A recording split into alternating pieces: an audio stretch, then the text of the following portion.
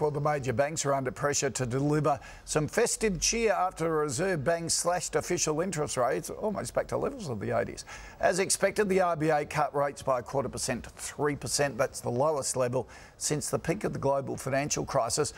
ING Direct, huge round of applause. Well done, guys. Passing on the full reduction. Bank of Queensland, Scrooge, only down 0.2%. The major banks are just waiting, I think, to see what somebody else does.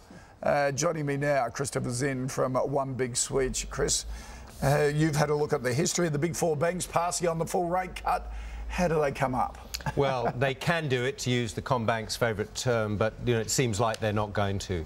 Right. Or it's a bit like the story of the kids expects a bike, the parents say that there's nothing, but they give a scooter. So the banks probably have given us smoke signals there's going to be nothing, but they might give us even less. Yeah. But the point here is how long it takes. There's a great hesitation of passing on these cuts. Typically takes 5, 6, 7 days. And of course, that's money in the bank, $5.5 million by our estimate, for every day held back.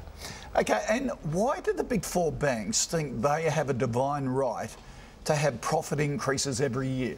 No other industry gets away with that, do they? At all? Well, look, they're very good at arguing. As just new research out yesterday, they're the most profitable banks in the world. We won't take them away from it. That's great.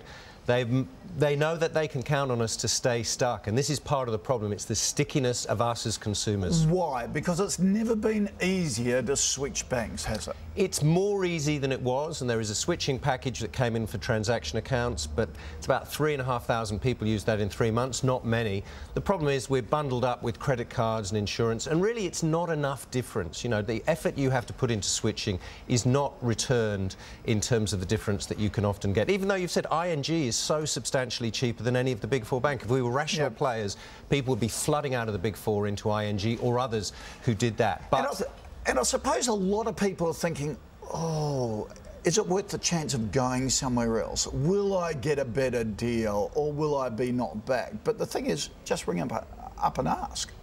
Exactly. Look, even the banks have reiterated, that they will give discounts 0.7% for approved customers if you ask, and we've found this time and time again. You can ask your existing provider for a better deal. If they like you and they want you to, and you threaten to leave, that you're good chance you get it. Almost 0.75% discount. You should be getting a discount. The banks said that in the past. Okay. Invariably, you should get a discount. Of course, the politicians all weighed in here, and it's the blame game. Wayne Swan says that $300,000 on a $300,000 mortgage, you're paying $4,500 less a year than you were under a Liberal government. Is that right? It's probably right, but there again, we could look at figures with we've done our rate gap calculator. We've talked here. You're paying about $3,500 more than 2008 in terms of the amount that the banks haven't passed on in terms of those cuts. So you can't blame the government for that. It really is the question of the market. Needs some real changes, a bit more than just tinkering. All right, bottom line, shop around, do the negotiating, get yourself a better deal. Chris, thank you. Cheers.